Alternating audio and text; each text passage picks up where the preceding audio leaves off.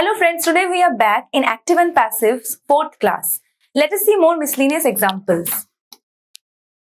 She asked me to go there. अगर active में इस टाइप का सेंटेंस है तो उसका पैसिव कैसे बन सकता है? उसने किसको मतलब आस्क किया? मेरे को. I was asked to go there by her. ये जो to go फॉर्म है, इन्फिनेटिव फॉर्म है, ये एक्टिव में जैसे है पैसिव में भी वैसे ही बैठ रहा है. बस क्या हो रहा है, ऑब्जेक्ट पहले आ जा रहा है, सब्जेक्ट बाद में आता है. ठीक है. My father told me not to talk to her. I was told not to talk to her by my father. Okay. She asked me to switch off the light. I was asked to switch off the light of the TV by her. Okay, so basically the thing is 2 plus V1 मतलब infinitive form. Infinitive वाला जो verb है वो ऐसे ही बैठ रहा है 2 plus V1, 2 plus V1. इसको हम चेंज नहीं करेंगे. एक्टिव में जैसे है पैसिव में भी वैसे ही बैठेगा. Only difference is that the object comes first, then the subject comes at the last of the sentence. Okay. The doctor advised me to take medicine on time. I was advised to take medicine on time by the doctor. He ordered me to bring a bottle of water. I was ordered to bring a bottle of water by him. The surface feels smooth. अब कुछ ऐसे sentences है जहां पे हम देखेंगे कि ये है मेरा सब्जेक्ट, द सर्फेस, feels है वर्ब, और ये क्या है पता है, सब्जेक्ट कॉम्प्लीमेंट है.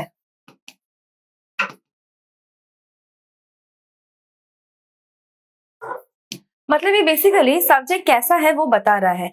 Here we have no object. लेकिन ऐसे सेंटेंसेस कभी कभी आ जाते हैं एग्जाम में, तब आपको समझना पड़ेगा कि इसका पैसिव कैसे बन सकता है. थोड़ा अलग रूल है, but you have to keep it in mind कि यहाँ पे the surface is smooth when felt. Basically क्या हो रहा है, सरफेस जो मेरा सब्जेक्ट है वो वैसे ही बैठ रहा है. इज स्मूथ, फील्स स्मूथ की जगह हो रहा है the surface is smooth when felt. So ऐसे स्ट्रक्चर में हम इस सेंटेंस को यूज करेंगे. Then a mango tastes delicious. ये शायद आपके 12th के एग्जाम में आपने देखा होगा, सीबीएसई, आईसीएसई या डब्ल्यूबीएससी. उसमें देखना है कि ये सब आता था. ठीक है, आपको अगर याद रहा तो ये इस स्ट्रक्चर में बनेगा. A mango is delicious when tasted. Taste है, सबसे बड़ी बात है, अगर ये प्रेजेंट है तो यहाँ पे क्या होना चाहिए, इज प्लस V3. ठीक है. वैसे ही यहाँ पे इज है, स्मूथ जो है सब्जेक्ट कॉम्प्लीमेंट यहाँ पे बैठ गया है, और ये फेल्ट जो है ये मेरा वर्ब है. Okay. V3 clear. People believe that Rahul is a wise guy. इसके 3 तरह के पैसिव बन सकते हैं. हम ऐसे लिख सकते हैं, it is believed that Rahul is a wise guy. That Rahul is a wise guy is believed. देखो, that Rahul is a wise guy, it's totally the object which comes first. Then क्या है, इज बिलीव्ड. यहाँ पे मैंने सब्जेक्ट को omit इसीलिए किया है क्योंकि पीपल का मैंने पहले आपको बोला था दैट वी कैन ओमिट. मतलब लोग बिलीव करते हैं that Rahul is a wise guy. तो लोग मतलब ये तो समझ में आ रहा है that wise guy, that Rahul is a wise guy is believe. By people ही होगा, लोगों के द्वारा ही बिलीव किया गया होगा. उसके बाद तीसरा हम क्या लिख सकते हैं, Rahul is believed to be a wise guy. So basically you have to know all the 3 forms so that you don't get confused in the examination. So हमको यहाँ पे देखना है वर्ब क्या है. is plus V3 है, यहाँ पे देखो is plus V3 है, यहाँ पे भी is plus V3 है. So if the verb is similar in 3 sentences, then definitely the 3 of them are passive. Okay. We believe that Delhi government is honest. यहाँ पे मैंने बाकी 2 फॉर्म्स नहीं लिखे हैं. इसका 3 फॉर्म्स फिर से बन सकता है, जैसे मैंने प्रीवियस वीडियो में बोला था, प्रीवियस स्लाइड में बोला था. यहाँ पे देखो, Delhi government is believe to be honest by us. मैंने ये एक फॉर्म लिखा है, but you know the 2 other forms. They feel that the teachers are laborious. The teachers are felt to be laborious. People know that some boys grow wise early. Some boys are known to grow wise early. It is time to cook food now. अब देखो, it is time, ये जब phrase use हो रहा है उसके साथ हम कैसे उसका पैसिव बना सकते हैं. इट इज टाइम की तरह बैठ रहा है. For the food to be cooked now, यहाँ पे एक फॉर का एडिशन है. ओके.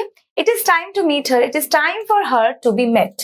लेकिन इसमें बेसिकली क्या हो रहा है, टू मीट, ये जो इन्फिनेटिव में मतलब एक्टिव में जो इन्फिनेटिव फॉर्म है इसका हो रहा है 2 प्लस बी प्लस V3. ठीक है. It is time to prepare for the examination. It is time for the examination to be prepared. It is time to learn computer. It is time for computer to be learned.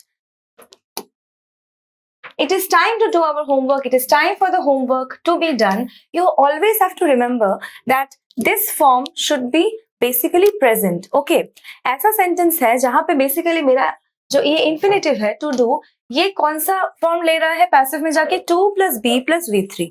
You always have to remember this particular fact and this particular trick. Okay, it is your duty to complete the task now. This is the last miscellaneous example of active and passive voice. अगर आपने ये सारे examples पढ़ लिए, इसके बाहर से कुछ भी नहीं आएगा. यहाँ पे देखो, it is your duty, this is a new phrase. अगर एक्टिव में ये फ्रेज यूज हो रहा है तो पैसिव में क्या हो रहा है? You are supposed to complete the task. Now there is change in this particular structure. ये जो रेस्ट ऑफ द सेंटेंस का स्ट्रक्चर है, इट रिमेन्स अनचेंज्ड. तो यहाँ पे क्या हो रहा है? Are supposed. This is the passive verb basically. Okay, so you have to remember this. It is our duty to help the poor. We are supposed to help the poor. Okay, so I hope that the concepts are clear. Please revise the lessons and सारे video को अच्छे से देखो. हमारे इस video को like करो, share करो और चैनल को सब्सक्राइब करो. Thank you so much.